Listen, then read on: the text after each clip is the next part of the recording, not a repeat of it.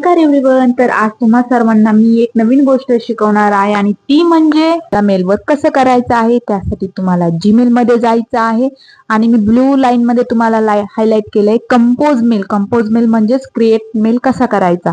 तर त्यासाठी तुम्हाला कंपोज मेल मध्ये गेल्यानंतर टू येतं, फ्रॉम येतं, सब्जेक्ट येतो, कंपोज मेल येतो. टू म्हणजे ज्यांना आपल्याला मेल शेअर करायचा, सेंड करायचा आहे त्यांचा तुम्ही तिथे मेन्शन करायचा आहे जीमेल आयडी.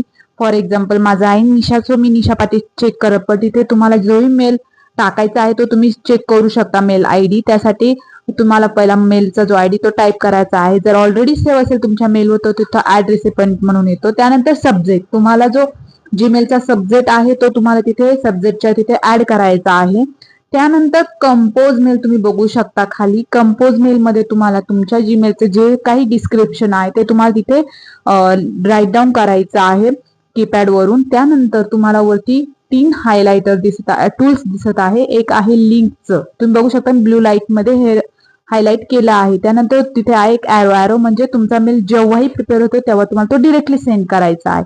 तर जो 1 नंबरचा आहे तो तुम्हाला तुमच्या मेलमध्ये लिंक टाकायची असेल तर त्यासाठी तुम्ही तो वापरू शकता. त्यानंतर तो जो ॲरो आहे, तुमचा मेल जर कम्प्लीट झाला आहे करून, म्हणजे टाईप करून झाला आहे, सब्जेक्ट टाकला आहे, मेल आयडी टाकला आहे, तर तुम्हाला त्या ॲरो थ्रू तुमचा मेल सेंड करायचा आहे ज्यांनाही सेंड करायचा आहे त्यांना.